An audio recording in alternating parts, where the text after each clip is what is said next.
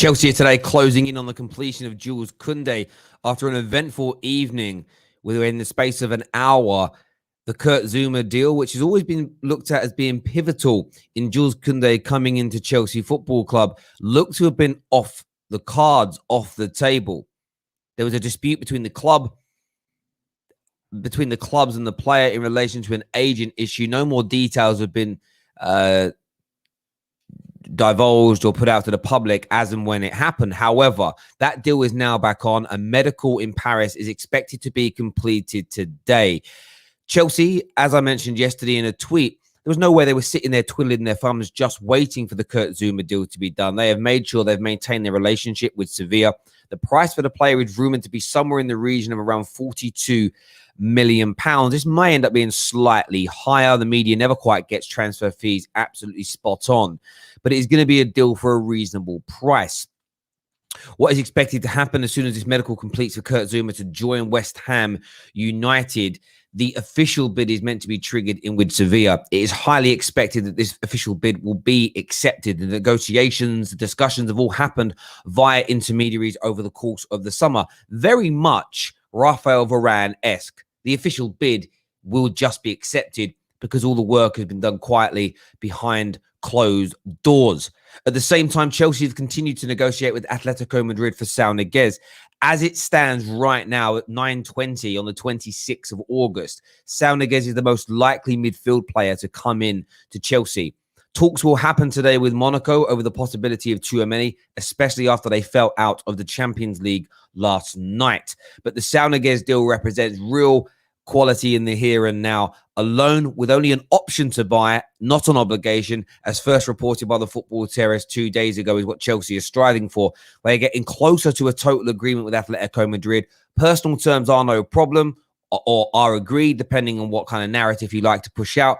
Chelsea are closing in hard. We're also going to touch on Harry Kane this morning also. Harry Kane is said to now be demanding a £400,000 a week contract and a buyout clause that would enable him to leave next summer for a set fee. Will he get what he's asking for? Will we see a new deal for Harry Kane very soon? Is this I'm happy to stay purely just almost Ronaldo-esque, Suarez-esque? It's one final last dance with Tottenham for this season, a big money increase, a buyout clause set in for him and Tottenham to part ways next year. The lines are already open for you to phone in and have your say. Make sure you've smashed that like button. It's the Football Terrace. It's transfer talk. You know what comes next, people? Let's do this.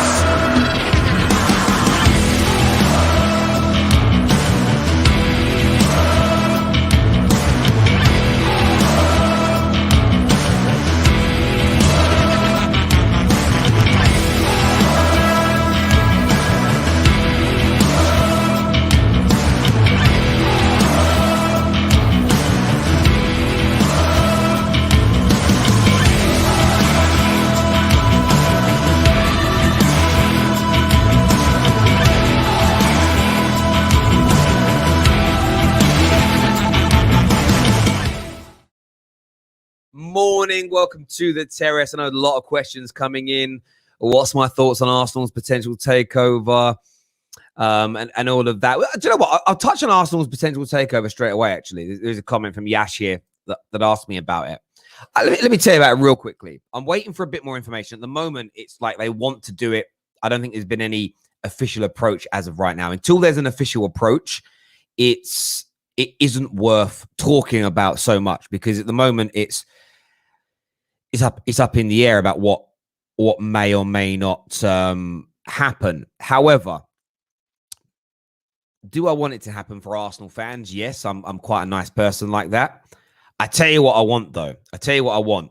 The reason that I really want it to happen is I want to see the backtracking from Arsenal fans for who nearly 20 years have condemned Chelsea's success to being hollow, for being plastic, for being manufactured, for being doped. I cannot wait to see the backtracking. I cannot wait to see the the moral posturing, the pseudo change in stance, do you know what, you can't beat them, join them type attitude. You will not see. That's what I'm looking forward to. By the way, same as all clubs. Every club takes a moral stance when certain owners look to buy a club, until it's their club, that those people want to buy it, and then suddenly it's all okay, it's all acceptable. I personally don't have too much of a problem with it. I know there's issues already. People are talking about human rights this and human rights that.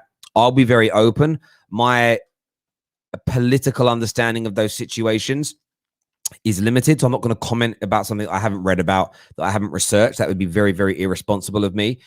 But let's see what transpires with it. At the moment, it's just talk on Twitter. There's nothing that's been official as of now. You know, if the Saudis can't get in at Newcastle, it's going to be difficult for anybody like in that same space potentially to buy into the Prem. But who knows? Remember, we are live today around 4 o'clock this afternoon with the Champions League draw. That stream's already up and live. Make sure you join the Football Terrace for that. Great panel. We're going to be on there today to see what teams get what, who comes out the hat, etc. So yeah, really, really looking forward to that. Really looking forward to bringing you that draw live on the air. Also, but we're here. Chelsea have got big news coming today. Chelsea Football Club have got very, very big news coming today. No doubt about it whatsoever. And it's going to be an interesting day indeed. Kurt Zouma should go through. Of course, we saw yesterday. We saw yesterday the deal looked like it was going to fall out, and the news. I don't think I've ever seen news change and come so quick and fast. It was off, then it was maybe off, then it was off, and then it was back on again. I saw Jason Burt from the Telegraph literally tweet, "I've just spoke to someone. They said it's over," and then 6 minutes later say, "Sorry, just got off the phone to somebody else. It looks like it's back on again." I absolutely loved yesterday. It was an amazing day. That's what I love about the transfer window. It's not about, honestly, this obsession with people being right or wrong on opinions with transfers is sickening to me. It's taking the fun away. How amazing a process was that? It was on, it was off. What's going to happen to Koundé? What's the butterfly effect going to be? It's back on again. And then boom, you know, exactly what I said in the afternoon. I put a tweet out, and it wasn't an update on the situation with Jules Koundé. It was just this thought of, again, the way the media sometimes, and even myself, say things. I'm not saying it's misleading, but it doesn't always give you the information you want. So where the Kurt Zouma leaving has been imperative for Jules Koundé to go through, the balancing of the books. No owners like to pay players money to sit on their bench and do nothing. They don't also want a disgruntled player within the dressing room. All these things can have a longer-term negative effect on the football club. So they like to mitigate that risk and offset it very early. But I was sitting there like, does anybody actually think that Chelsea, whilst waiting for Zouma to complete, are not doing any work behind the scenes to make sure that the Koundé deal will just snap into place? My understanding is nothing much has changed between Sevilla and Chelsea this whole time. When I spoke to everybody maybe 5 weeks ago after talking to a few of the sources from Snack and the Terrace, they just said there was a two-tiered deal in place with Sevilla. Cash plus the player, or a cash deal that they'd both already agreed to. Chelsea, though, had already said that we need to get rid of Zouma before we complete. They just expected the Zouma to leave a little bit sooner. So all that being said in that way, just kind of, for me, was always one of these things where I felt like, and I mentioned with respect, that this deal was only delayed because of Kurt Zouma. There hasn't really been too much negotiations that have had to then take place in the last few weeks between Sevilla and Chelsea. A lot of media talk about buyout clauses increasing, Sevilla getting frustrated, no official bids coming in.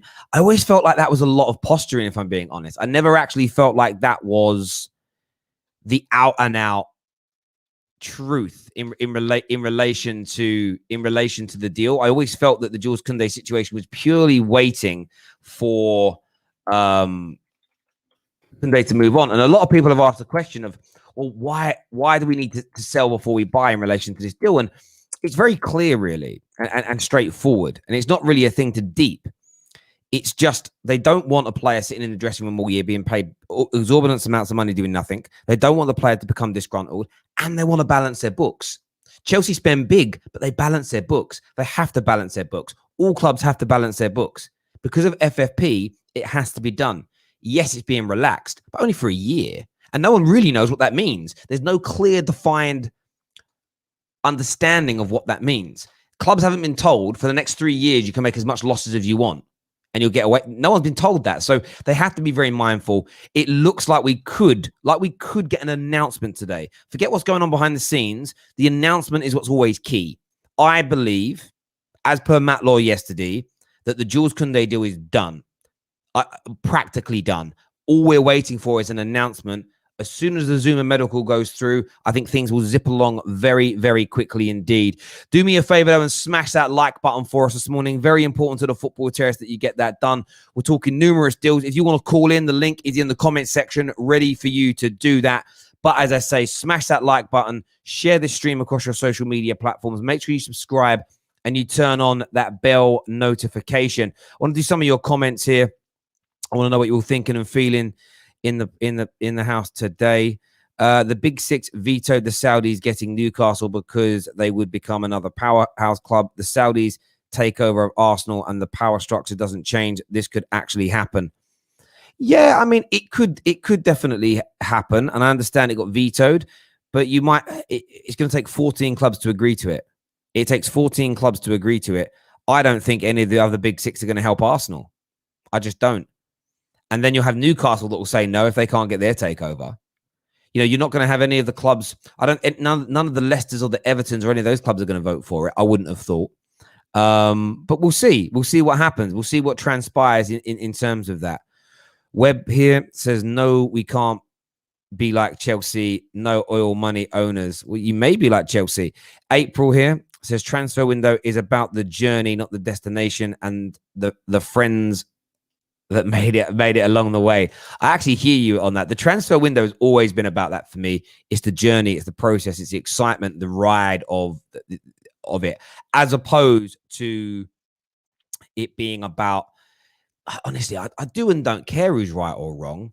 Like, if a journalist gets something wrong, great. I don't understand the obsession with calling them out on it. Honestly, I find it's a very weak thing from people. It's like, do you know what? Yeah, the irony in it is that everybody that said the Zuma deal was off were also the first to come back with it's back on again. So were they wrong that it was off? No, they were given an update that changed very quickly.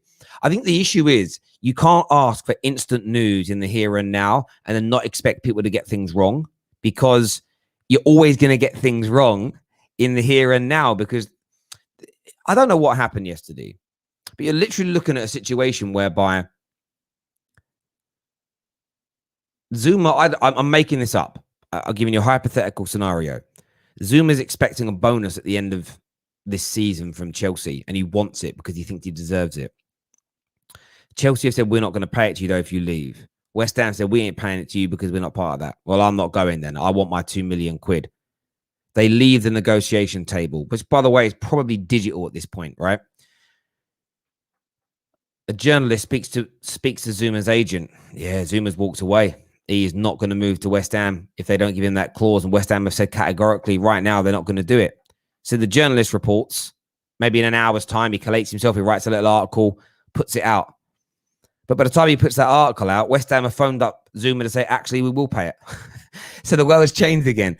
But the problem is we want updates every 30 seconds. So the new, if we just relax and was like, okay, as football fans, we're happy to get an update once a week on a transfer situation, we wouldn't see the fluctuation as much. It wouldn't stress us out as much. I keep saying this. We are the cause of our own problems in relation to transfers. So if we relax a little bit, literally every time Fabrizio tweets, he gets about 150 replies. Kounde update. When he only tweeted an update an hour ago. Like, come on, slow down. It's one of them ones. You have to be careful with it. But listen, Jules Kounde closing in. The announcement of the deal could be, not the announcement of the transfer being completed with, a nice intro video. I don't care about the official announcements. Literally, they bore me. They are purely for social media. I care about the deal. I care about it being a total agreement stage, a deal completion stage, a deal conclusion stage. The announcement can come later, whenever that is. It'll be very quick, though, by the way. The window's only open for another 5 days. But that is highly anticipated that today could be the day that the deal is announced. Medical for Kurt Zuma taking place at some point today in Paris. At the same time, Chelsea working hard on the Saul Niguez situation. Man United, by the way, are still involved with Saul Niguez. No official bid has been put forward, but talks are ongoing. Talks have been ongoing for 3 days, but we're not really in for him. Oh, I can't believe people buy into it. We're talking Harry Kane as well. 400 grand a week contract. He is demanding now to stay.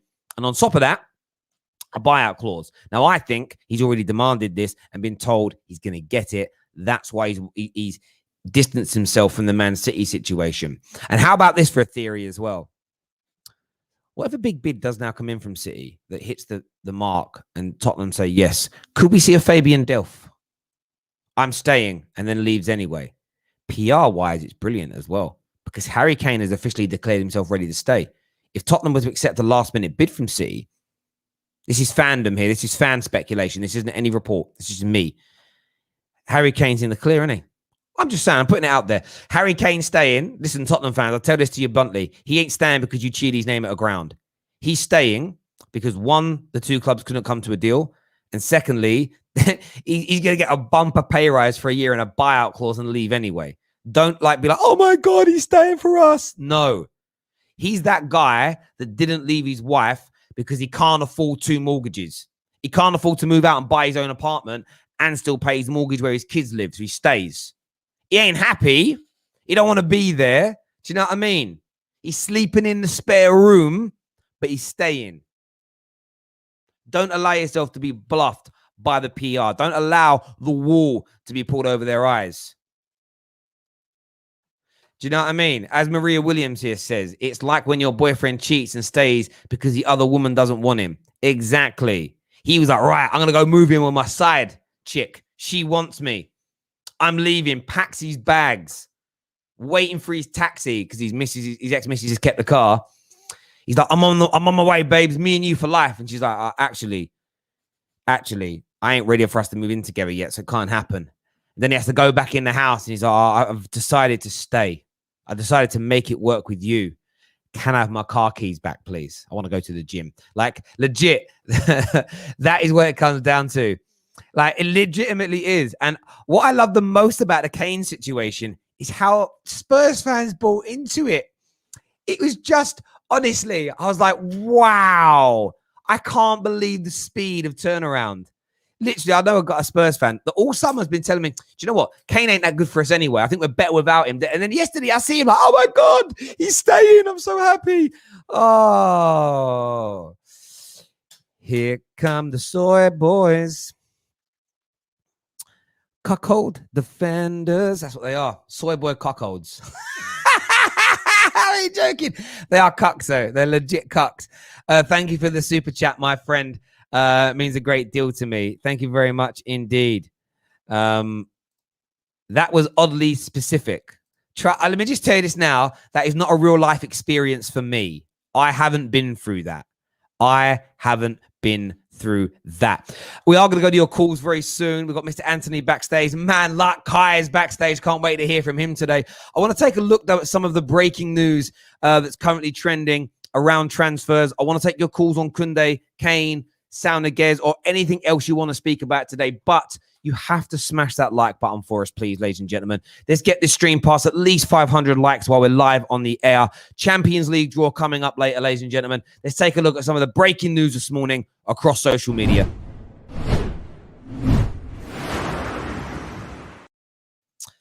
Harry Kane is in talks for an improved contract, £400,000 a week after admitting defeat in his attempt to leave Tottenham. There is also in this same article here at the time. I mean, this is the Times, by the way. This is the Times. You don't get more prestigious in terms of news than the Times. They are pushing this claim forward. They are the ones that are saying that this is what could happen or is likely to happen or, it's on the way to happening. There's lots to be discussed and talked about in relation to that. This was a story that got me. I can't wait for it. This has been 10 years in the making, this deal, ladies and gentlemen. William Carvalho could finally be on his way to the Prem and joining Norwich City. That would be amazing. Honestly, William Carvalho was that player that was linked with the Premier League club every single summer for an eternity, for an absolute eternity. And it's now being looked at as a possibility that that could happen. It really, really does. And also, what I thought was interesting, another story that's now started to circulate, exactly what we said on the terrace yesterday, that Paul Pogba going to PSG could now be an option, with, of course, Kylian Mbappe looking more and more likely to be moved on. What was said yesterday by, I think it was Leonardo at PSG, I think was very, very telling indeed. They are at a point where they just know that he doesn't want to stay. He's not going to sign a new deal. So it's all she wrote, really. It's all she wrote. It's as simple and as straightforward as that. It's closing in to be completed. It's closing in to be done. We'll see what's going to happen. There was a report this morning that says PSG offered Kylian Mbappe a 5-year contract worth 250 million euros. He'd rejected it. He said it was too long. And this is the thing. There's no way he's signing a new deal now. Like Harry Kane's new deal, by the way, I almost guarantee you, if they extend it in length, it'll be by 1 year only, and a buyout clause is going in. You know, what's happened, I think, with Kane this summer, it's one of the last times we're going to see this. We are not going to see players signing these 6-7 year deals when they're say 24 years old and above, or if they've only got a year or so left and they really want to look towards leaving. That people are just not going to tie themselves down to these problems anymore. It's just simply not going to happen. But we're going to go to your calls. We're going to get Kai on first, who's a Chelsea fan. What are we looking at, like, likes-wise? Come on, man. Only on 258. What is all that about? Nearly 1,500 of you watching live this morning. Get that smashed. Kai's coming on now to have his say. Let's do this. Let's do this, ladies and gentlemen. Let's go.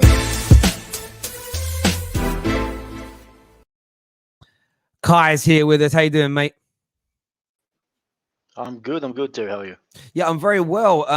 What's your take? It's been a very interesting last couple of days, but Jules Kounde and Saul Niguez look very close indeed to becoming Chelsea players. What's your take on that as business?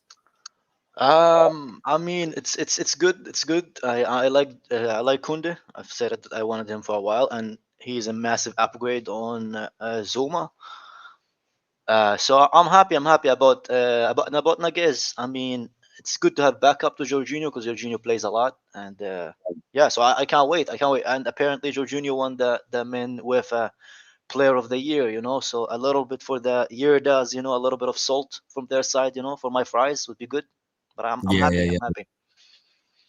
Yeah, I mean, I think you've got to be happy with the business. It's excellent work, and I know net spend isn't real, but when you look at the income versus expenditure, it's absolutely impeccable as well. And this is where Chelsea's business model and their smart operations as a club have come to fruition, because you've been in a position where you've been able to sell lots of players, put people out on loan, and you've raised your income to a point where you've been able to go and spend it on these players, you know, and it is excellent. And the Saul Niguez deal is actually the best bit of business for me, because it keeps all your options for Tchouaméni and Declan Rice next summer open, but it also, do you know what I mean? But it also gives you this option of maybe, if, you know, a £35 million option to buy comes in, to bring in somebody that's cheaper than them both, or at least more experienced than Tchouaméni and only a little bit more expensive, but half the price of Declan Rice. And, you know,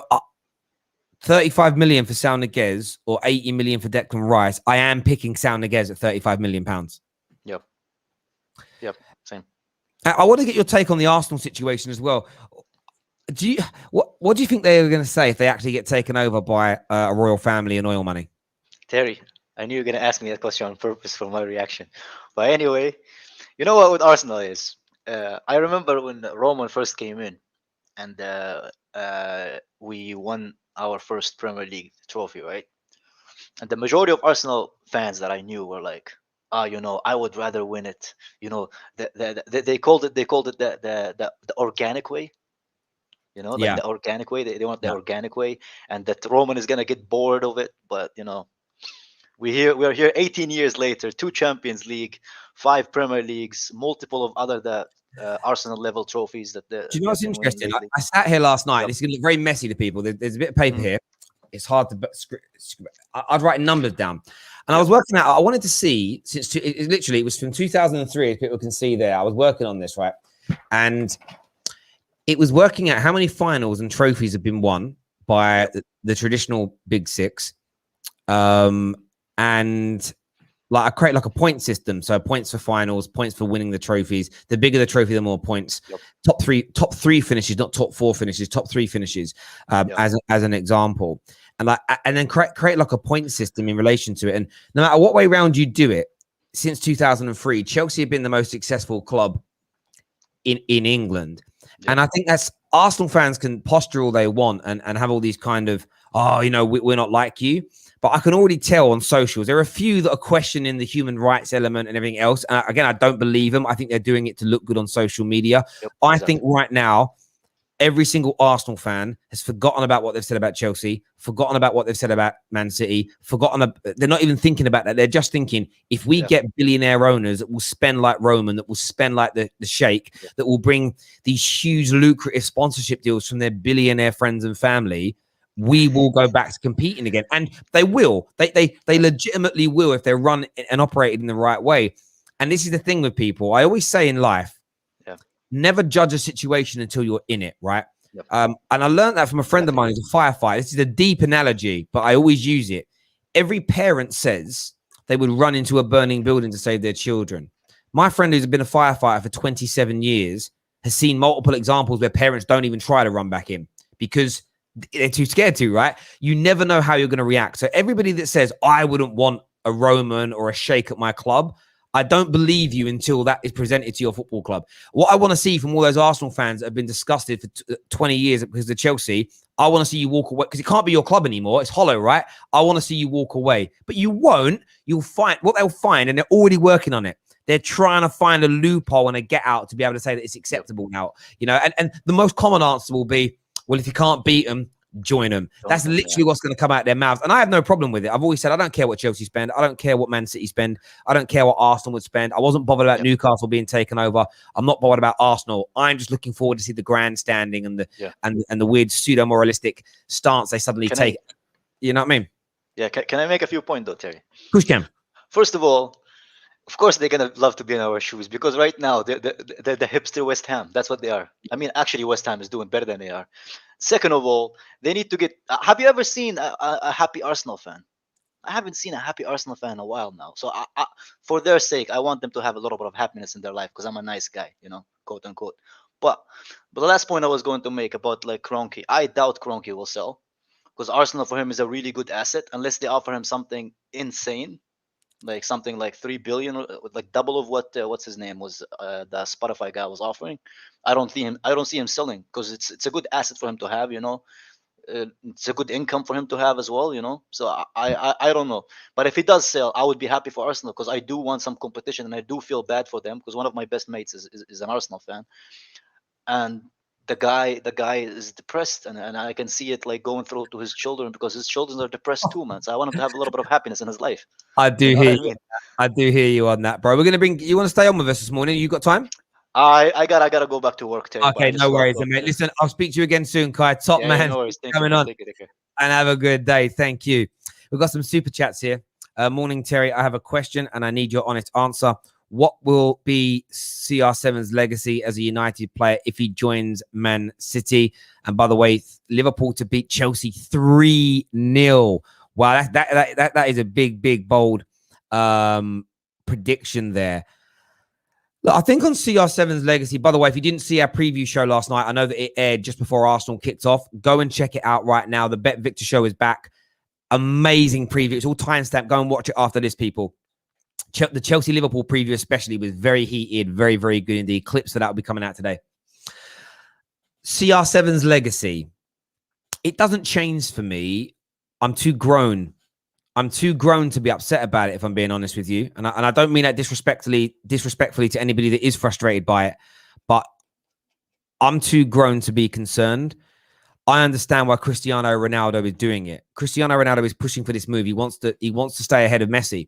He wants to go somewhere where he can win some more titles and score lots more goals and maintain his status. He doesn't want to end up at a club that can't win a title. He doesn't want to end up yet in the MLS or in a part of the world playing football that nobody cares about just to earn money. He doesn't want that.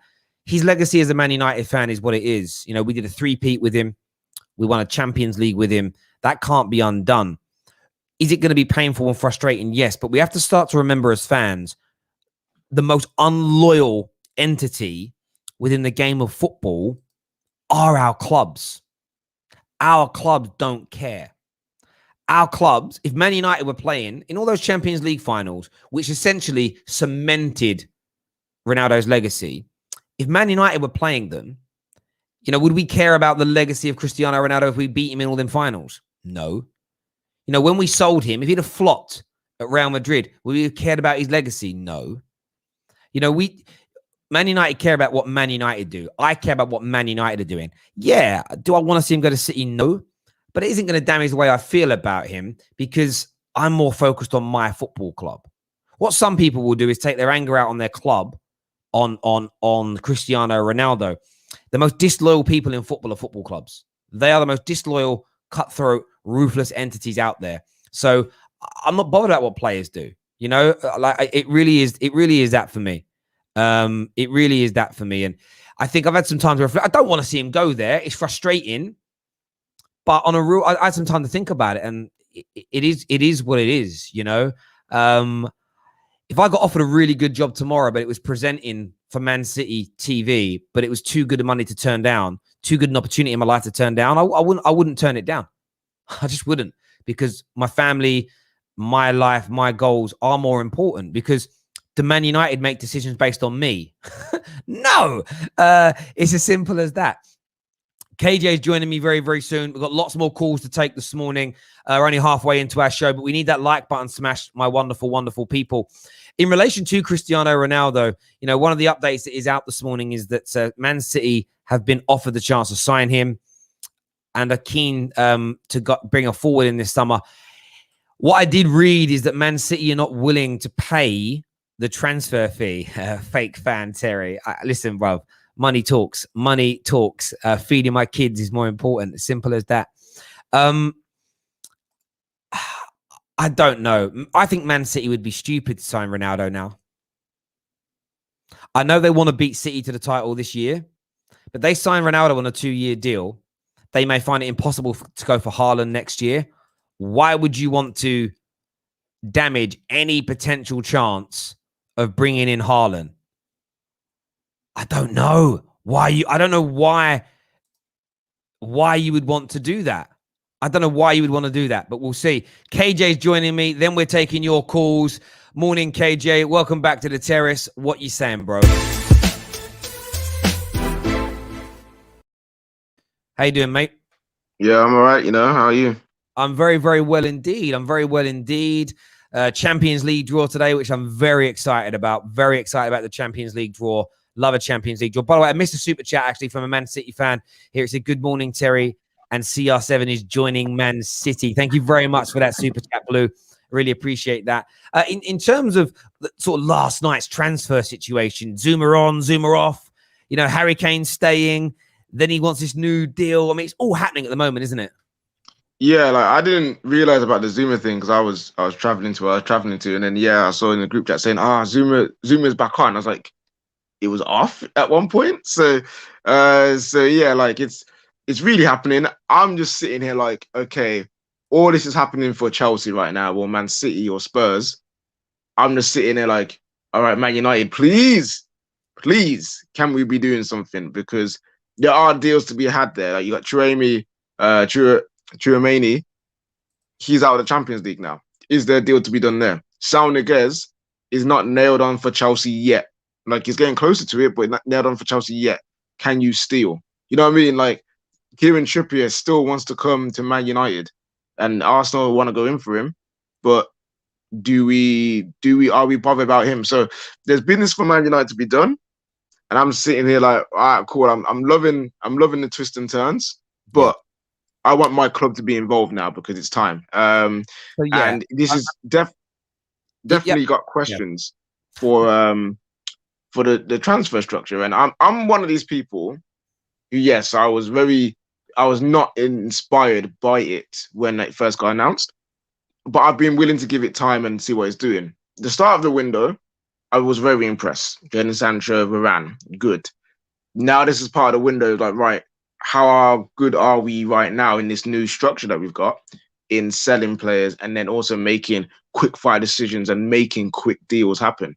Right now, it's looking like the same old Man United. So I'm not saying it's a failure, like some people are saying, like some people are saying it is a flop, it's a failure, it's all a PR stunt, nothing's changed.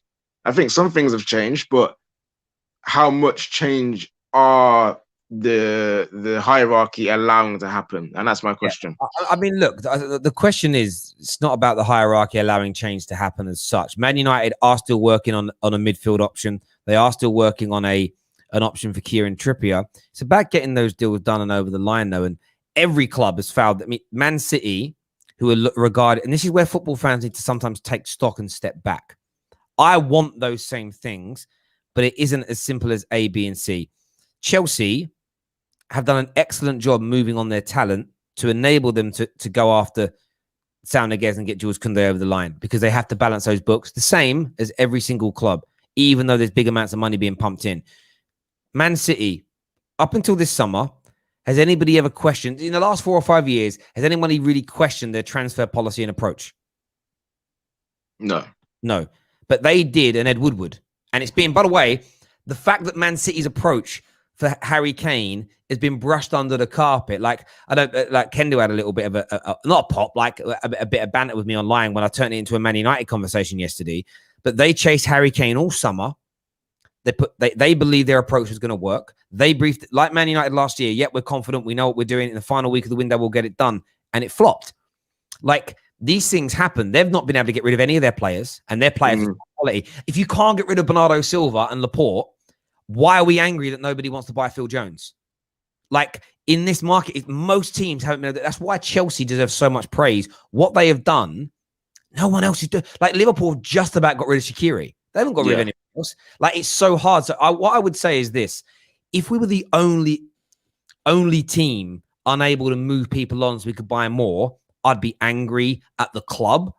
But when it's nearly everybody else, and some of the teams that haven't sold anybody on, we regard as being brilliant, I can't help but think, I can't blame the structure for that. Do you get? Because it isn't just us, it's everybody. But United are unlike, I know the media keeps saying we're not, but Man United are working on other deals. They are working on Saul Niguez. They are working and looking at Camavinga. They are looking and working on Ruben Neves. What I would love to see, though, is the structure broken, but in a positive way. And the club to go, do you know what? We really didn't want to spend above a certain amount without selling people this summer, because it's going above the threshold that of player expenditure. However, there's another £40 million commitment. Go and get Ruben Neves. I think it would send a message to the fans of that for me is the ultimate backing of a manager, where you're spending outside of the financial structure that you've created in the short term on a player that's really wanted by the football club to grow and progress. Because I still believe in the end, Chelsea may have bought one of these players, even if they didn't get rid of as many players as they wanted to. I think they would have done that for Thomas Tuchel, and that's what I would like to see. But viewers, we want your thoughts, we want your feelings. Me and KJ are here to speak to you. Smash that like and that share button. Let's get this stream past 2,000 live viewers this morning. A big roundup for everybody before we bring you all through and bring you all on to talk to KJ and I. Jules Kounde to Chelsea. The announcement of the deal could be today. Not the him holding a Chelsea shirt as such, but the announcement of the deal could be today. Kurt Zouma is set to undergo his medical in Paris Saint-Germain after an eventful night where the deal was on and off. It was in and out. They were shaking it all about and doing the hokey cokey and turning it around. That deal should be completed, or at least announced towards completion today. On top of that, Harry Kane demanding a new transfer fee. Man United looking at midfield players. Mbappe to Real Madrid. Ronaldo to Manchester City. Anything you want to speak about, phone in now and have your say. First caller is going to be Man Like Pav. Pav is here with us. Let's do this, people. Morning, Pav. How you doing, mate? Yeah, I'm good, man. Just another day of getting ready to go to sleep again. Thought I'd jump on again. I want to talk a little bit about Ronaldo. I was with what KJ was saying. I don't want to see him go to Man City, but I'm not going to hate him for it. Like, Man United fans, if you know your history, and I hope you know your history, people like Schmeichel and Dennis Law went to Man City.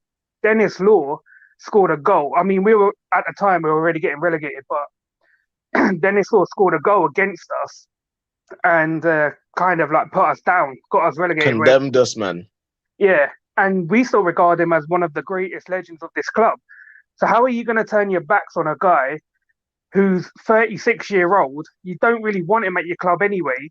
You know our club, our directors, our board ain't gonna bring someone in. They ain't got the minerals to do a deal like that. Why are you gonna hate on someone who's just essentially going for free money? Here's a life lesson to all you people. Don't ever turn down free money. The way you stay rich, you don't turn down free money. That's a life lesson for some of you people. Yeah. So no, you bang on, mate. And people just listen. I even saw like non-Tottenham fans. Like, I'm saying the Spurs fans don't buy into the PR. I saw someone yesterday say Harry Kane doesn't even deserve to play football at Tottenham anymore. What he did was a disgrace. How dare he say he wants to stay and be all positive? And I'm like, this was a Liverpool fan who loves Virgil van Dijk. Like, Virgil van Dijk's behavior to get to Liverpool wasn't exactly perfect. Does he not deserve Champions League success because of the way he treated Southampton? This is the thing with football fans. We are so fickle. I said it yesterday. Sometimes I believe football fans deserve to be mistreated by their clubs, by how fickle they are and how unrealistic they are. As I say, like when I saw the Spurs fans accepting Harry Kane back with open arms, like the returning prodigal son, all I could think was, oh, you wet wipes. I'm not saying give him abuse, but I'm saying don't buy the PR that it's because you chanted his name for an hour. He stayed because City couldn't get the deal done. And now he's not staying. I'm happy because you chanted his name. It's because you're going to give him 400 grand a week. 400 grand a week. That's why he's staying. And I'll just say this. Be happy he's staying. But don't think it's because, like, oh, you know what? I'm going to go and... listen, he goes over and says to his wife, listen, I can't remember his wife's name. I'm just going to make it up. Say it's Hayley. It might even be Hayley. Hayley, I'm decorating the bedroom. I'm taking down the lovely decor. I'm putting up Tottenham wallpaper again. I feel like a kid again up there chanting my... No, 400 grand a week. 400 grand a week. It's a madness here. And by the way, we're all like it. Saul Niguez has agreed terms. I don't care if they say... They'll say no problem in the media. They don't like saying agreed terms anymore. Very weird. He's agreed terms with Chelsea. But let's put it out. Chelsea lead Man United in the race. I don't feel any way about that. However, at the same time, if Man United suddenly their situation changes and he could come Man United still. He could turn down. Actually, I'm going to go United. Better. Yeah, that's the thing. That happens. People got to deal with it. Yeah, if our people at our club offered Ronaldo a deal, he would come to us. But there isn't a deal there. No one's spoken to his agent. It's not like he would turn us down. If he's ready to come back to the Premier League, why wouldn't he want to come back to the club that he started off his career? You know what I mean? But I don't think we've got the facilities at the moment. I don't want Ronaldo back. I want us to invest that money elsewhere later on down the line. My view is I want Haaland, mate. Yeah, my view is very much this. Fans love to take the PR bait all the time. We just do. You know, this player signed for this reason, this player signed for that reason. 90% of the time, they're signing for the money. They're signing for the squad status and what they can achieve as an individual. There isn't loyalty in football anymore in that same way. But Pav, listen, thanks for coming on, mate, and having your say. Really appreciate it, bro. And no worries, man. Cheers. Top man, thank you.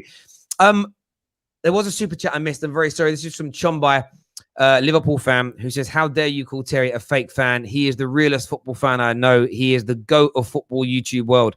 I can't believe I missed that. I can't believe I missed putting that up about myself. I can't believe I missed that praise for myself. I am the GOAT. I am the great... No, I'm not. I'm only missing. I don't think that about myself. But thank you very much for those humbling words. Thank you. City weren't as big as a rival back then. Oh, they were 60s and 70s. And man, they were, brother. They was a huge rivalry. You can't compare those deals to this one. This is a game changer, and those weren't. Look, go back and speak to Man United fans that were alive or in their youth back in the 70s, and they'll tell you it was a proper rivalry. Man Like to Hear says there is no loyalty in football. Everyone wants success in life and for their families. Absolutely. Absolutely right. Harry Kane's wife is Katie. Thank you for letting me know. I didn't know what her name was. I never looked into it. It's never been something I cared about, but there we go. Thank you. Right, KJ's back with me. He dropped out. We've got Thiago's father on with us next. Smash that like and share button. Let's go, people. Yes, yes. Thiago's father's here. Liverpool fan. What you saying, brother? Yeah, I'm good, man. Good to be on the show. How you doing, pal? You all right? Yeah, I'm champion, mate. I'm really, really good. What are you here to speak about this morning? What new deals are happening at Liverpool? What new players are going to get contracts today? Nah, do you know what? The Twitter inbox has been quiet, to be fair. Regards to moves for Liverpool. I really, really hope that we're not done, and it's not just, you know, the Konate signing. There was a lot of rumours, as you know. I think you well documented the Saul Niguez thing, and I think it was just a stumbling block in terms of wages that blocked Liverpool from that deal. What he was asking for was astronomical sums of money, almost be made one of the highest paid players at the club. And respectfully, is he going to contribute more than Mo Salah? Probably not. Is he going to contribute more than Virgil van Dijk? Probably not. So it's disappointing to know that Liverpool are away from that deal, but I can understand why as a realistic fan, as a realistic supporter. There are other irons in the fire for Liverpool. We talk about Jeremy Goku. That's something that we could potentially be interested in. You know, there's a few other little bits which Liverpool are talking about behind the scenes, but we've always had that blocker in place where we haven't had the room for an overseas player, and we finally got rid of Shaqiri. I mean, you alluded to it earlier on in the show. Liverpool have been slow in getting, you know, our fringe players out of the club, Shaqiri being one, Origi being another. Those guys have kind of clung on by their fingernails, especially Origi. And I'd like to see him be moved on ASAP, because that will obviously give us an opportunity to bring in some more talent. How are you calm right now, bruv? He's not. You see Liverpool fans, yeah, they've got this fake calmness exterior that they're showing on the streams and stuff. And like, bruv, your ownership is holding your club back so far, like Philip full on Chiellini on Saka, bruv. That's how they're holding you back. And you're sitting there like, oh yeah, we can go buy Doku. Doku ain't good enough for what you want to be doing. He's a great talent, good rotation, but you, man, needed Saul in that midfield. I agree. The difference between Liverpool, and I'm not ashamed to admit it, the difference between Liverpool, City, Chelsea, and we'll throw United in there in the mix as well. You guys, especially with United, you're commercial juggernauts. You are probably 10 years ahead of where Liverpool are at commercially. So that gives you the opportunity to go out and spend these sums of money because you've got the commercial revenue to come in. Terry and I have had numerous conversations about this. Off the field effects on the field. We're just not quite there yet off the field. So we're never going to be able to go out and make these huge acquisitions in terms of player wages, in terms of transfer fees that these other clubs are doing. Credit to Chelsea, credit to Roman Abramovich. When he first came in, we said it's going to be a flash in the pan. He's been there for nearly 20 years, and he's been consistent in those 20 years. Our ownership group is only a decade. They've been there 10 years, and they've made some mistakes, but they've made some really good things happen. I'm not FSG in and I'm not FSG out before everybody starts blowing up my Twitter timeline. But what I will say is I am calm because I look at my squad and I look at the starting 11 and probably 14 players, 14 of those players in my squad are able to go toe-to-toe with anybody else in the Premier League. If you look at Klopp when he won back-to-back titles with Dortmund, he only ever used 14 players. He likes a tight-knit group. So he's probably looking at it thinking, well, I've got my defender that I needed probably in January last year. And hindsight's a wonderful thing, because if we all knew that Konate was coming in, we wouldn't have been stressed out in January going absolutely nuts about it. So I'm going to be calm. Yes, I'd love an attacker, but if it doesn't happen, I ain't going to sweat. Now, what happened to this night deal? Because I swear when that came through, Liverpool fans like, Mbappe signing, all the money coming in. Now it's like, oh, we're 10 years behind Liverpool. I'm not saying you said this because you didn't, but Liverpool are in a better position than Liverpool fans like to make out. I just think the ownership are shafting you. Personally. You know what it is? Do you know what it comes down to? They're not shafting them. I do get your point, KJ. They're not shafting them. This is just their model. Their model, the only thing that frustrates me about their model, and Dean said it yesterday on the show, he spoke to somebody at Liverpool. They're looking at something big next summer. But that's been 3 years running, they've said that. They've got a very convenient excuse that most Liverpool fans are accepting of, and the global pandemic, the lack of money coming in. They've been able to hide behind that. But at some point, but for me, when I hear big deal next summer, that can't be if we sell someone for big money, we'll do a big deal. When I hear a club keep promising something big is coming, something big is adding additional to what you've got. Do you know what I mean? It's like, I just feel it's like me saying to Freya, I'm going to get you a brand new big toy. Oh, thank you, Daddy. But you know your favorite toy? Yeah, I'm selling that first on eBay to raise the money. She ain't going to enjoy that. Do you know what I mean? That's what I don't want to see happen to Liverpool. Yeah? Selling their toys to buy a new toy. Add that new big shiny toy to make, you know what I mean? As we know, the only way to make children happy is to buy them things. It's a joke. Yeah, I agree.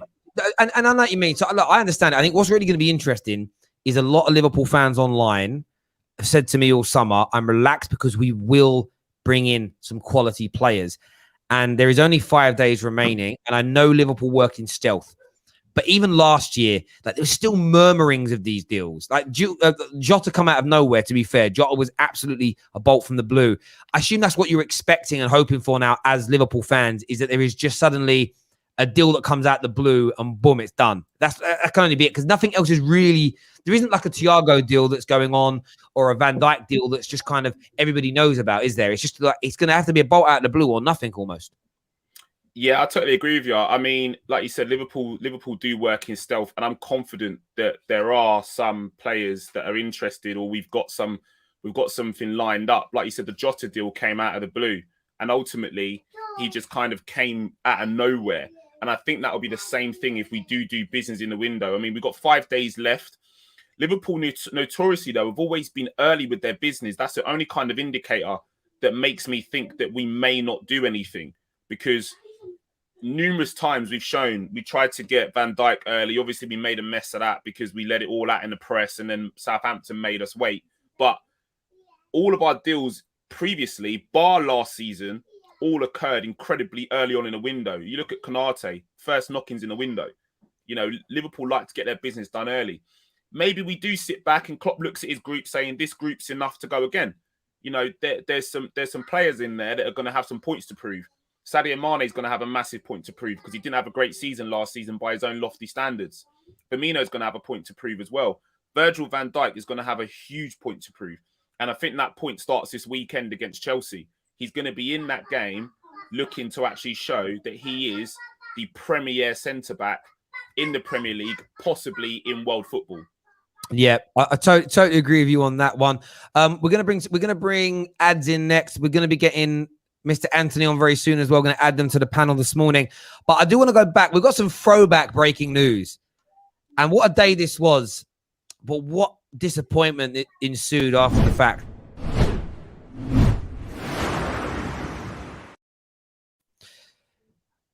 Today in 2014 was the day that Man United signed Angel Di Maria. And that was a deal that I was so excited about. That was a deal that made me so happy as a football fan. That was a deal that I felt blessed. And what really stands out to me about that deal, and I don't know if you remember this, KJ, was the day we played Leicester. And he set up the first goal, I think. And scored that chip. And scored that chip.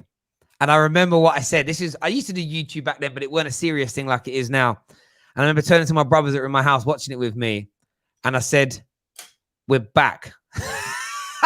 I thought, you know what? I was like, oh, we're back. We're going to challenge the titles again. That was 2014. Motoring towards 10 years later. We're still not quite there yet. That honestly, the Di Maria deal, that chip, that goal was amazing. We're going to go to some more callers now. We're bringing Ads onto the stream with us. Ads, welcome back to the terrace, mate. What do you want to say? Yo, Terry, man. Thanks for having me on, man. You're right, guys, man. How you guys doing? Good? Mm-hmm. Yeah, good, bro. Sweet. I just wanted to time in a little because I'm kind of in a lot of agreement with Mr. Liverpool there, because I feel like, and I was in the back room just chatting as well, I feel like Liverpool are kind of being slept on. Yes, I do agree in terms of the frustration, in terms of no spending this summer, only getting in Konate. But I think people do take last season and feel that is the Liverpool team because of the injuries that we did have. Essentially, people do forget when we have our squad together, as we were shown prior to that injury season, how strong we were. We were actually the only team that were going back and forth with that great City team. And people are forgetting that, essentially. Yes, it is frustrating. There is no signing, especially when we look at the situation with Saul Niguez. We were in talks with him. We should have got that deal over the line, but we know Liverpool's model when it comes to paying salaries. They don't want to pay that. So it is frustrating from a fan. But if you still look on paper, that starting 11, if they stay injury-free, which I know is still a possibility, but if they stay injury-free, there is no doubt that they're capable of challenging. So I get confused when people tell me that, oh, yeah, they'll be lucky to make top 4 or even barely make it challenging this season. I strongly disagree. I think why a lot of Liverpool fans are so relaxed and confident is because we know what our squad is capable of doing. You know, Champions League finals back-to-back. Well, lost one, won one, and a Premier League title as well. Yeah, do you know what's interesting about it? What I would say, and I'll pull on what Jess, Jess has created a Liverpool-Leicester rivalry. I saw bare Liverpool fans gunning for Leicester to lose the other night, and I'm like, what's Jess done here? But all people have said is, if all your players stay fit, most people make you title contenders. The problem is you are more likely in sport to have injuries than you are not to get injuries in a season. So I think, especially when you think about your midfield, Thiago, a lot of people have said he's not injury prone. It was one impact injury. Okay, cool. But Naby Keita, Jordan Henderson, and the Ox in recent years have been injury prone. So the problem you've got is it's suddenly relying on all of those three players to remain fit throughout the course of the season. So your midfielder's got cover. I think relying on Harvey Elliott and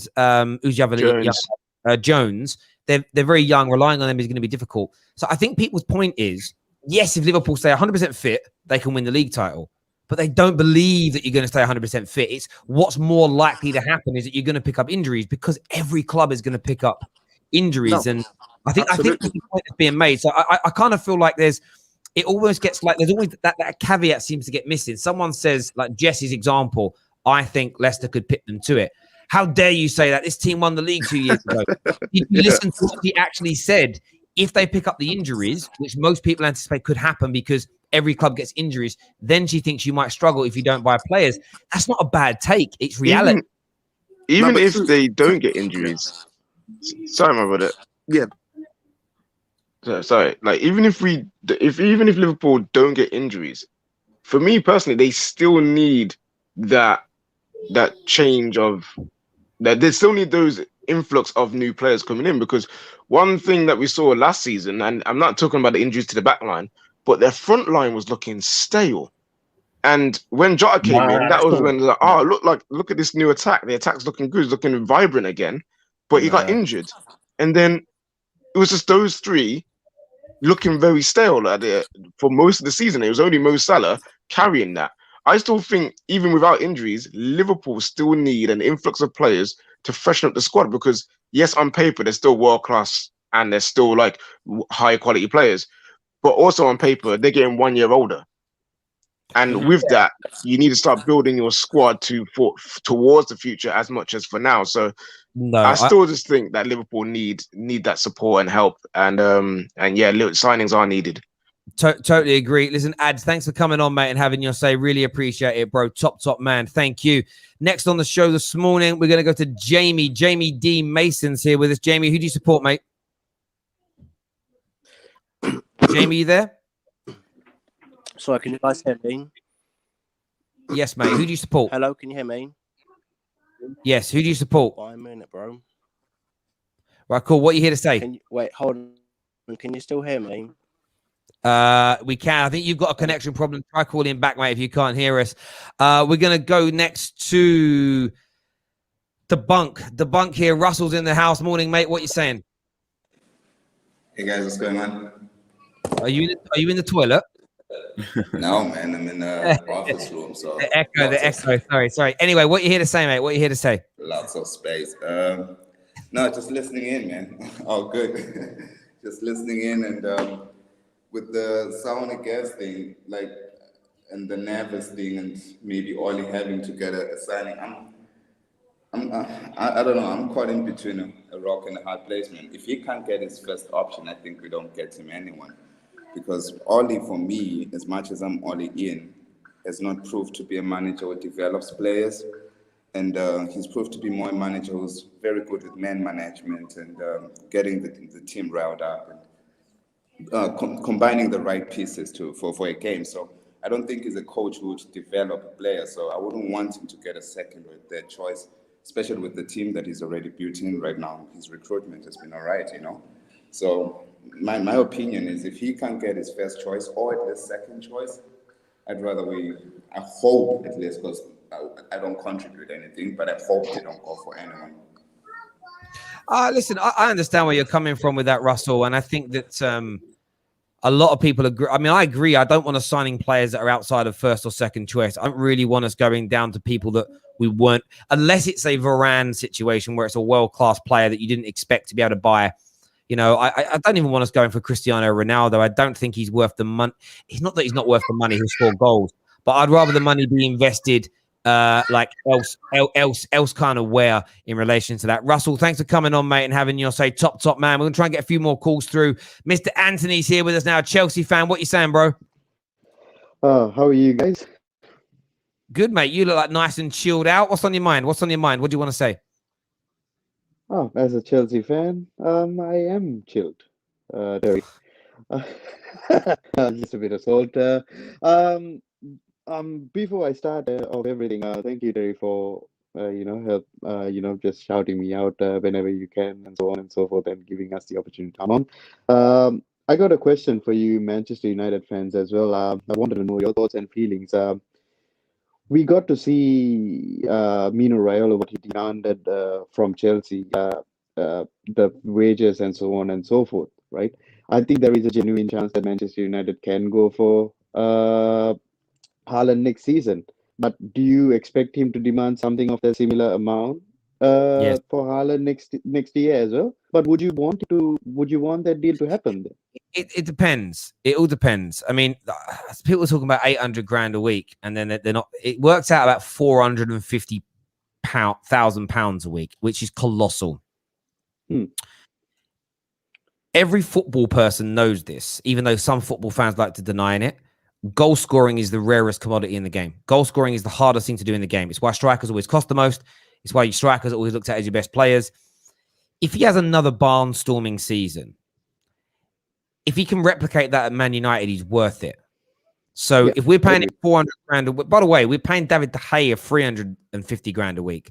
If it was 100 grand a week more to have someone that could score 50 goals in all comps a season, I'd be willing to pay it. We just need to make sure that it might be very sensible to get a lot of new deals for our star players done this season, so that new negotiations are not on talks with them straight away. That's the fear factor. Chelsea right now, they're about to enter negotiations for new deals for a lot of their stars, Kante's, Jorginho, Mounts, etc. If they sign Haaland and then those guys want renewals, it would have been a huge hike. So it's about planning and prep. I don't know. I can't speak to KJ right now. I know KJ would prefer Mason Mount probably to be developed in that 9 role. But for me, unless it's going to... I wouldn't want Mason Mount as a 9. Not Mason Mount, Mason Greenwood. You know what I meant. For me, within reason, break the bank for Haaland, because for the next... He could go down as the greatest goal scorer in European football history if he continues on his trajectory. I want him to be a Man United player. I don't want him going anywhere else. What about you, KJ? Yeah, I don't... If Haaland came in, I'll be very pleased. I'll be like, yes, like we've got one of the best strikers in the world. But if we end up missing out on him for whatever reason, again, I'm not gonna be too upset, because I believe we have a Haaland level talent already in Mason Greenwood. And is he as far along on the journey as Haaland is right now? No, but football journeys don't have to be the same. So I feel like Mason Greenwood, the way he's developing, could become that kind of Haaland level guy where you look at him and you can see him scoring 30, 40 goals a season. And he's a unique kind of striker. He's got both feet. If he develops his head in, that's another asset he's got. And if he develops his strength and he develops his hold-up play, which is already okay as it is, I believe that missing out on a Haaland wouldn't be too much of a blow. As long as he goes to like a Real Madrid or Barcelona or somewhere else that is in the Prem, I feel like Man United could miss out on Haaland and keep developing Greenwood in that role, and he'll blow. I honestly believe in this kid so much, and if we end up getting like a backup striker for Greenwood, I'd welcome that. But if you get Haaland, you get Haaland. If you don't, I'm on the Greenwood train all the way. I hear that. Listen, Mr. Anthony, thanks for coming on, mate, and having your say. Top man. Thank you very much indeed. We have some breaking Liverpool news here. Player incoming at Liverpool. It says here, Liverpool Football Club are reportedly interested in a Derby County goalkeeper. This is from at Liverpool Echo, as you can see there, verified source. Is that getting the juices going there, Thiago's father? Is that got you excited there? Derby County goalkeeper. Listen, I ain't gonna get drawn out. I'm not gonna get drawn out. Now, do you know what? Right, everybody gets these things, and we spoke about it so many times. Like, you look at it, it's not a sexy signing. Like, it doesn't make me go wow. But I trust the process. Like you said, I'm like you. I'm a mature football fan. I'll get angry and get frustrated at stupidity and mediocrity of the highest order, obviously. But at the same time, I trust the process. He's not gonna. If that player is incoming, he's not gonna come in and try and displace Alisson Becker. Come on, we got one of the best goalkeepers in world football. So anything down from Becker is going to be a backup goalkeeper. We've got some dead wood in terms of the goalkeeping department we need to get rid of. Unfortunately, Loris Karius hasn't, flourished into the goalkeeper we thought he would for obvious reasons. But so he needs to be moved on. We've got, our other backup goalkeeper, Adrian, who needs to move on. Somehow got another deal signed with the club. Don't know how he managed that after some terrible performances in goal. But we've got some great talent in the goalkeeping ranks as well. Petaluga, Kiwi Callahan is a great talent also. So I ain't worried about a keeper coming in from Derby. Just on the Haaland point, though, that your co-host today made, man, that's cap. You can't tell me that you think Mason Greenwood could potentially become the same level talent as Erling Haaland. There's one key reason why it won't happen under the current stewardship at Manchester United. Your lead coach, your manager in Ole Gunnar Solskjaer is not good enough to develop him to that level. He's not good enough in terms of his tactical ability and management to develop that talent. If you had a Guardiola, a Klopp, a Tuchel, numerous other different managers in world football, yeah, potentially you could look at Mason Greenwood and say, yeah, do you know what? He could flourish into an amazing talent, not with Ole Gunnar Solskjaer as your head coach, man. That's the main blocker for Manchester United at the moment. You've got Ole as your main coach. Yeah, but you're saying that like Ole's going to stay for the next 10 years. Mason Greenwood will outlast Ole Gunnar Solskjaer at Man United. And what he's doing on the... It doesn't look like it. You've had numerous opportunities to bin him off. Look at the Europa League capitulation. Look at the capitulation before that. Other managers would have been out on their ass before that. Yeah, but only because he didn't get sacked in those moments. He's good for only because he didn't get sacked in those moments doesn't mean you'll. So I can't hear you. What did you say? Sorry. I said Ollie's good for business. He's good for the shareholders. He's good for off-field. You don't want Manchester United the Manchester United board don't want a manager in there, which could potentially destabilize their off-field activity. Jose Mourinho being an example of that. He's the type of manager which destabilized your off-field activity. Ole Gunnar Solskjaer is never going to do that. He's not gonna go against the status quo. He's going to do as he's told, and he's good for the board and he's good for shareholders. So just because of that, yeah, he's going to stay for the whole of Mason Greenwood's career. You're talking about cap. That's cap. I wouldn't say that. I would say he's going to be there for the longevity. I don't see Ole Gunnar Solskjaer going anywhere in the next 5 years. Do you? Yeah, I do, because Man United, we care about off-field things and our commerciality. But at the end of the day that Ole fails to get top 4, which is possible in the next 5 years, is the day he gets sacked. We still have minimum targets on the field to get. And there is a possibility that Ole doesn't get that. So therefore, there is a chance that he can get sacked in that. And therefore, if your theory is correct in Mason Greenwood cannot become a Haaland level talent because of Ole, if Ole gets sacked within the next 5 years, Mason Greenwood, he's still only 24, and therefore can then go on to become a Haaland level talent.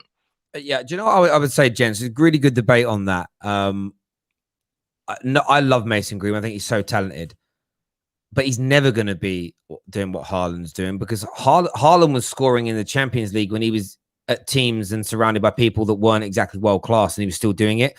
Haaland is just next level to barring Mbappe as a goal scorer, I think he's better than Mbappe. He's just this talent that's just, no matter how good everybody else is, he's just above them. It's just as simple as that for me. I think you could give Mason Greenwood could be hand nurtured by Sir Alex Ferguson, Klopp, and Pep together, and I still don't think you make him as good a finisher as Haaland. I think there's and he's a brilliant finisher. Yes. Haaland is just a different animal altogether. And the difference between the two players, though, and this is the one area that we can't foresee, is the physicality. So the one thing about Haaland that could damage him is that he was a man when he was a kid, where Mason Green was developing into a man now. And the reason I say that is because Cristiano Ronaldo was a little boy when he first started in the Prem, and it took him years to build his stature as a man, where Rooney was built like a geezer when he was about 14 years old. But that maturity, like, you know, that friend at school that always looked 18 when they were 14? Yeah. They were also that friend at 25 that looked 40, right? There is that. The one thing with Haaland is that maybe because his body's matured so young, his career ends sooner because it matures, right? He times out a little sooner. But look, I think it's really difficult. I think Mason Greenwood's going to be a superb player. Irrespective, he has got better. I mean, he's only a handful of goals away from becoming Man United's highest ever goal-scoring teenager. Like, he literally was the highest goal-scoring teenager in the top 4 leagues in Europe last season.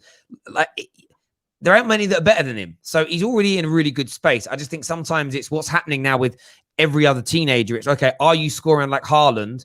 Or are you scoring like Mbappe? No, therefore you're not that good. You know, it's the Mbappe effect did it a few years ago. It's like we disregard every talented youngster because they're not as good as the best youngster out there, which is kind of weird. It's like, I'm not supporting any boxer in the world until they're at Floyd Mayweather's level. Well, you're going to fucking not enjoy boxing, then are you, mate? Like, we've got Monstar's joining us now. Monstar's with us. What you saying, bro? You know, what's happening, people? Getting ready for that Virgin Van Dijk stinker on the weekend and that, you know. But you know, we're all good. We're all good. We're all good, isn't it? We're all good. Yeah, obviously, you both. This is what's interesting. This is a little exclusive for the Football Terrace community. Both Thiago's father and Monstar are in the studio for the Liverpool Chelsea live preview on Friday night Terrace. So that's going to be entertaining indeed. But what's your take, mate, on these two deals that you're looking to close out in the next few days? Obviously with the Koundé deal, I think that's inevitable. But I am watching out for obviously the Saul situation, because obviously we know Atletico want a loan with an obligation to buy. Chelsea want a loan with an option to buy. At the same time as well, I was listening to a lot of Chelsea journalists, and they said, you know, if Monaco get kicked, and in fact, Dean Jones said it yesterday or the day before on the Done Deal show, where he said if Monaco get kicked out of the Champions League, Chelsea would look to try and sell Tchouaméni as well for 25 mil. Pretty sure he said that on this show as well. So I do believe a midfielder 1000% is coming in. It's just a matter of who's it going to be, you know, in the next coming days, isn't it? But we'll see. I don't know, because even though it looks like Chelsea are ahead with the Saul situation, Man United can easily come in and say, all right, we'll buy him with the obligation to buy, the loan with an obligation, and suddenly they peep in front of Chelsea. So, mate, it's actually nice to speak to a Chelsea fan who's actually aware of that. Like, the Man United, this is when I do trust Fabrizio, but this is when I know something's at play. Whenever he nails a point into nearly every update about a certain player, it makes me think to read between the lines. When he keeps saying United involved, but no official bid yet, no official this, no official that, no official this. It's like, why do you keep saying that? You know, when Arsenal were like sort of saying about William Saliba, he kept on saying, but there's no obligation to sell at the end of it. They kept on drilling in the point there's a future for him, and then they gave his number away. It's sort of like there's something else at play here, but the clubs don't want it to come out. And you're absolutely right. I would look at the Mbappe situation in relation to Saul Niguez as well. If Mbappe goes to Real Madrid, we know the reason that PSG have stopped pursuing Pogba is because after signing Messi, there was no money left. They sell Mbappe, they've got the money for Pogba again. Man United were only linked with Saul Niguez this year as a replacement for Paul Pogba. So that's what I think Man United are sitting there and waiting on. It's this case of they might have to, if Chelsea get the deal done before us, then it's over. But it's a case of if Pogba suddenly looks like he's going to leave, Man United will move. They might even move for Saul Niguez as a permanent deal, which again, Atletico Madrid would take over Chelsea's loan option because it's permanent for them. And there's so much going on right now. As you say, that Sound against Chelsea's moved along. It's getting closer by the day. But don't expect it to change. Look what happened with Zuma last night. It literally was on and off and in and out within an hour. These things can change with a drop of the hat. And that's what I love about them, mate. But yeah, it must be exciting times for a Chelsea fan and everything else. But you do sound confident. You do sound confident ahead of the game against Liverpool this Saturday, though. Of course I am. I mean, look at what we did to them in the last game we played them. We absolutely just, even though it was just 1-0, it should have been 2-0, but obviously the referee tax in it. But we dealt with them. And yeah, I watched them in it. Yeah, and I watched them in it. You did. Yeah, I watched them in the last, in obviously their first 2 games of the season. I've watched them. They are looking all right. I just feel like now we are. Yeah, go on. One thing you're forgetting, one key thing you're forgetting, is that 12th man at Anfield. Many bigger teams have come to Anfield and suffered by the hands of the 12th man. Barcelona being one. I think that's another. I think that's a myth because the list of scalps at Anfield are endless. You cannot. Thiago. I went. Listen, I watched. Sounding like Spurs fans and Harry Kane. I watched your game. Come to Anfield and think you can't come to Anfield on any occasion and think that you're going to walk out of there and it's going to be easy. I'm not sitting here thinking that we're gonna win the game. I think it's going to be a cagey affair. I said it yesterday on a space. I cannot see it being a goal fest. Any supporters or any fans were to turn up to that game thinking it's going to be a goal fest, you are going to be mistaken. But there's 2 things. I never said it is. By the way, there's a 12th man, but you seem really confident. There's a 12th man in terms of the Anfield crowd. Number 2, it's master versus apprentice. It's Jurgen Klopp versus Thomas Tuchel. It's master versus apprentice. Can I just reply to 2 of those points? Yeah. Can I just reply to 2 of those points? Number 1, go on. The 12th man is a myth. Yeah, the 12th man is a ghost. Because the other day I was watching your game and it was quiet. I could have been at Anfield and taken a nap and would have been undisturbed. That's how quiet it was at Anfield. Yeah, that's how quiet it was. And number 2, listen. At the moment, I think obviously Klopp is still ahead of Tuchel as a manager because obviously he's won more. But if we're being honest, if you're looking at the technicality of the game, the tactics and everything, Tuchel's a better tactician. When you watch Tuchel play, Tuchel highly. He's a better tactician though. He changes things in the game 2 or 3 or 4 times. Something Klopp can't do. I agree. I rate Tuchel so highly. And I remember back in December, last December before he came, and I put a tweet out. You can check my timeline. And I said, if Lampard gets sacked by Chelsea, Thomas Tuchel comes in, and you'll never speak Lampard's name in terms of management ever again. Tuchel is a fantastic manager, top tactician, and I think he's going to take Chelsea to the next level. He was the missing part that you needed, and a few additional signings in areas which you've made, Lukaku being a huge thing. So Chelsea will do great things, but I just can't see any teams coming to Anfield with big teams. I'm talking with our crowd there and walk in a result. And for you to be super confident, like back your team, I get it. But we're Liverpool Football Club. You know, I'm not saying we're going to. All these tricky reds coming to your gaff. I'm not going to say we're going to walk the result, but we should. I believe we should beat you. You know, listen, I'm not going to lie to you. Like as great as Van Dijk is, he's so great. Matip as well. You know, the biscuit hamstrings. You know, but I believe, you know, if Lukaku, once he gets him on the shoulder like that, or any of them, it don't matter which one, he can switch from one to the other. It's curtains, bro. You know, it's curtains. But you know what, boys, I am Van Dijk, boy, I don't know. I'm looking forward to this preview tomorrow night, live on Friday night on the terrace. It's going to be absolutely amazing. Proper fandom. Some breaking news here from Fabrizio Romano for Tottenham fan.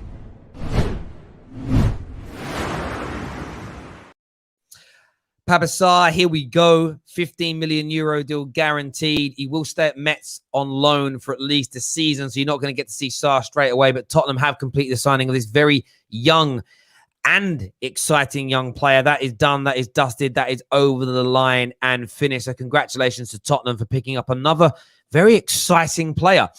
That concludes this morning's show. We are back later on today with more for you, ladies and gentlemen. So stay tuned on the terrace. Links already up on the homepage.